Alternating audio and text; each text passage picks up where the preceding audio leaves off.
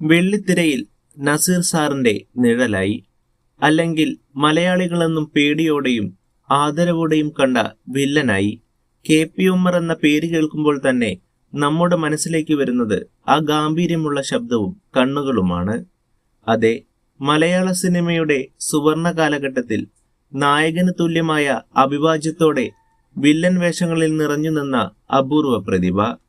എന്നാൽ സ്ക്രീനിൽ നാം കണ്ട ആ കർക്കശക്കാരനായ മനുഷ്യനപ്പുറം ജീവിതത്തിൽ അദ്ദേഹം എത്രത്തോളം സ്നേഹനിധിയായ, ലാളിത്യം കൈമുതലുള്ള ഒരു കുടുംബനാഥനായിരുന്നുവെന്ന് നിങ്ങൾ എപ്പോഴെങ്കിലും ചിന്തിച്ചിട്ടുണ്ടോ?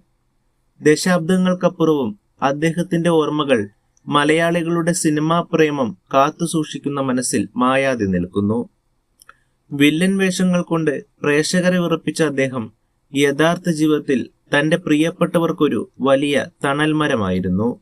ആ വലിയ കലാകാരന്റെ ഓർമ്മകൾക്ക് മുന്നിൽ പ്രണാമം അർപ്പിച്ചുകൊണ്ട് ഇന്ന് നമ്മൾ തുറക്കുന്നത് അദ്ദേഹത്തിന്റെ സ്വകാര്യ ആൽബത്തിലെ കാണാമറയത്തെ ചില സുന്ദര നിമിഷങ്ങളാണ്.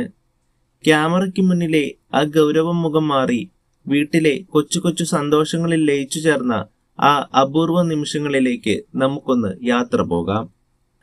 കോഴിക്കോടിന്റെ മണ്ണിൽ നിന്ന് മലയാള സിനിമയിലേക്ക് കടന്നു വന്ന ആ വലിയ പ്രതിഭയുടെ ജീവിതം അത്രമേൽ ലളിതമായിരുന്നു. സ്ക്രീനിൽ നാം കണ്ട ആ ഗൗരവം അദ്ദേഹത്തിന്റെ സ്വന്തം വീട്ടിൽ ഇല്ലായിരുന്നു. അദ്ദേഹത്തിന്റെ പ്രിയതമ ബീച്ചാമി ഉമ്മറിനൊപ്പമുള്ള ആ പഴയ ഫോട്ടോകൾ കാണുമ്പോൾ തന്നെ അറിയാം ആ ദാമ്പത്യത്തിന്റെ ആഴം.